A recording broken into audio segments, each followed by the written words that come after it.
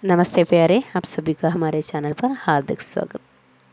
എല്ലാവർക്കും നമ്മുടെ ചാനലിലേക്ക് ഹൃദ്യമായ സ്വാഗതം. ഇന്നത്തെ വീഡിയോ എന്ന് പറയുന്നത് നിങ്ങളുടെ അഭിപ്രായം അറിയാൻ വേണ്ടി മാത്രമാണ് ഈ ഒരു വീഡിയോ ആയിട്ട് വന്നിട്ടുള്ളത്. കാരണം നമ്മുടെ കേഡറ്റ് എക്സാം കഴിഞ്ഞിരിക്കുകയാണല്ലേ. 2024 നവംബറിൽ നമ്മൾ അപ്ലൈ ചെയ്ത എക്സാമാണ് 2025 ജനുവരിയിൽ നടന്നത്. അപ്പോൾ എങ്ങനെയുണ്ടായിരുന്നു നിങ്ങൾക്കൊക്കെ എക്സാം? എളുപ്പമായിരുന്നോ?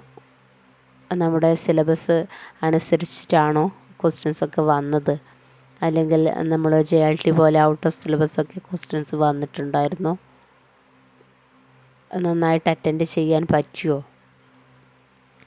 സൈക്കോളജി ക്വസ്റ്റ്യൻസ്, അതായത് പെഡഗോജി ക്വസ്റ്റ്യൻസ് കുറച്ച് കുഴപ്പിച്ചു എന്ന് ഞാൻ അറിഞ്ഞു. ഹിന്ദി ക്വസ്റ്റ്യൻസും മലയാളം, ഇംഗ്ലീഷ് മീഡിയം തിരഞ്ഞെടുത്തവർക്കൊക്കെ എങ്ങനെയുണ്ടായിരുന്നു? മലയാളത്തിൽ നിന്നൊക്കെ നന്നായിട്ട് ക്വസ്റ്റ്യൻസ് വന്നോ? എളുപ്പമായിരുന്നോ? ഇംഗ്ലീഷ് എങ്ങനെ ഉണ്ടായിരുന്നു? എളുപ്പമായിരുന്നോ അതോ ടഫായിരുന്നോ? എന്താണ് നിങ്ങളുടെ അഭിപ്രായം? ഹിന്ദിയിൽ നിന്നും ഡീപ്പ് ക്വസ്റ്റ്യൻസ് വന്നു, അതായത് നമ്മുടെ സീറ്റ് ലെവലൊക്കെ ക്വസ്റ്റ്യൻസ് വന്നിട്ടുണ്ടായിരുന്നോ?